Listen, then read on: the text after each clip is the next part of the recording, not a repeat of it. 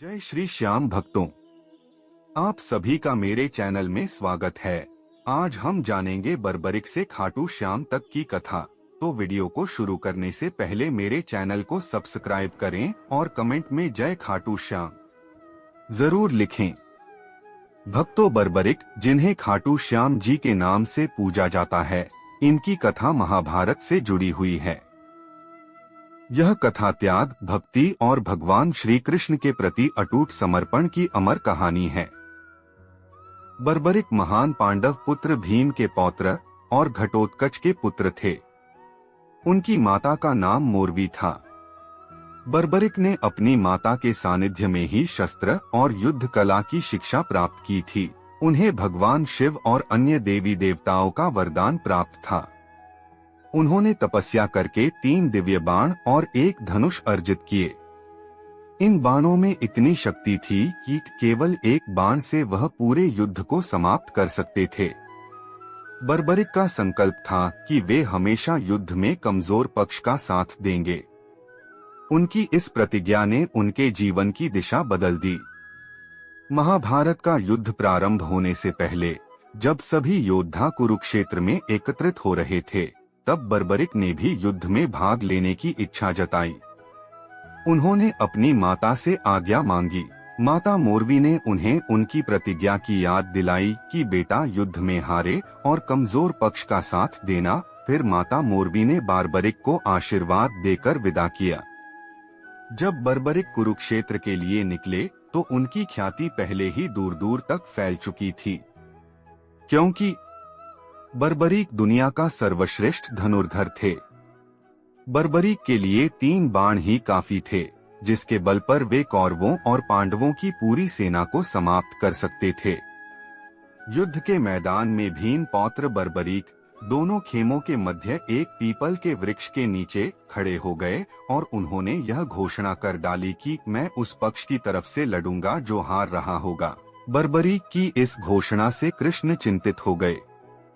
बर्बरिक के समक्ष जब अर्जुन तथा भगवान श्री कृष्ण उसकी वीरता का चमत्कार देखने के लिए उपस्थित हुए, तब बर्बरिक ने अपनी वीरता का छोटा सा नमूना मात्र ही दिखाया।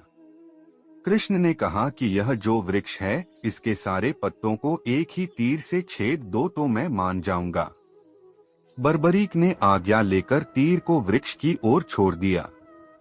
जब तीर एक एक कर सारे पत्तों को छेदता जा रहा था, उसी दौरान एक पत्ता टूटकर नीचे गिर पड़ा। कृष्ण ने उस पत्ते पर यह सोचकर पैर रखकर उसे छुपा लिया कि यह छेद होने से बच जाएगा, लेकिन सभी पत्तों को छेदता हुआ वह तीर कृष्ण के पैरों के पास आकर रुक गया।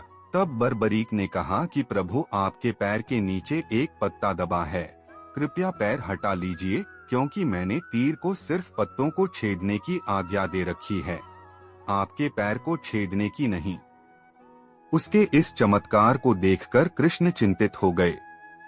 भगवान श्री कृष्ण यह बात जानते थे कि बर्बरिक प्रतिज्ञावश हारने वाले का साथ देगा। यदि कौरव हारते हुए नजर आए तो फिर पांडवों के लिए संकट खड़ा हो जाएगा, और यदि जब पांडव बर्बरिक के सामने हारते नजर आए तो फिर वह पांडवों का साथ देगा। इस तरह वह दोनों ओर की सेना को एक ही तीर से खत्म कर देगा। अगले दिन सुबह तब भगवान श्री कृष्ण ब्राह्मण का भेष बनाकर बर्बरिक के शिविर के द्वार पर पहुंच गए और दान मांगने लगे। बर्बरिक ने कहा, मांगो ब्राह्मण, क्या चाहिए? ब्राह्मण रूपी कृष्ण ने कहा कि तुम दे न सकोगे। लेकिन बर्बरिक कृष्ण के जाल में फंस गए और कृष्ण ने उनसे उनका शीश मांग लिया। बर्बरिक ने निसंकोच अपना सिर दान करने का संकल्प लिया, परंतु उन्होंने पूछा, प्रभु, यदि मैं अपना सिर दान कर दूं तो क्या मैं इस महान युद्ध को देख पाऊंगा?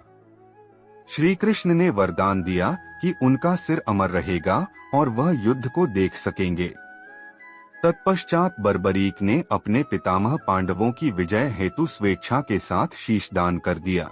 इसके बाद श्री कृष्ण ने उनके सिर को एक ऊंचे स्थान पर स्थापित कर दिया, जहां से उन्होंने पूरे महाभारत युद्ध को देखा। महाभारत युद्ध समाप्त होने के बाद पांडवों ने जीत का श्रेय श्री कृष्ण को दिया। परंतु जब उन्होंने बर्बरिक के सिर से पूछा कि युद्ध में सबसे बड़ा योद्धा कौन था, तो बर्बरिक ने कहा, यह युद्ध केवल श्री कृष्ण की लीला थी। उन्होंने ही सब कुछ संचालित किया। महाभारत युद्ध के बाद बर्बरिक के सिर को श्री कृष्ण ने वरदान दिया, कलयुग में तुम श्याम के नाम से पूजे जाओगे। जो भी सच्चे हृदय से तुम्हारी पूजा करेगा, उसकी हर मनोकामना पूरी होगी। श्री कृष्ण के कहने पर बर्बरिक का सिर दफन कर दिया गया। कालांतर में राजस्थान के सीकर जिले के खाटू नामक स्थान पर इस सिर की पुनः खोज हुई। यह स्थान आज खाटू श्याम जी के नाम से प्रसिद्ध है।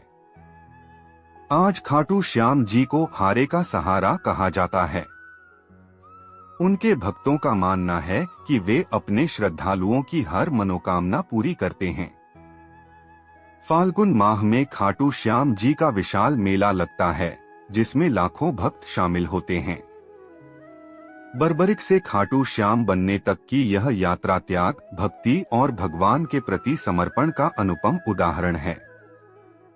उनका बलिदान हमें सिखाता है कि शक्ति और सामर्थ्य का उपयोग सदा धर्म की रक्षा के लिए होना चाहिए। प्रेम से बोलो, जय श्री श्याम, जय श्री खाटू श्याम। जोर से बोलिए, हारे का सहारा, बाबा खाटू श्याम हमारा। वीडियो में अंत तक बने रहने के लिए आप सभी का बहुत बहुत धन्यवाद। अगर वीडियो अच्छी लगी हो तो एक लाइक जरूर करें और इस वीडियो को ज्यादा से ज्यादा शेयर करें।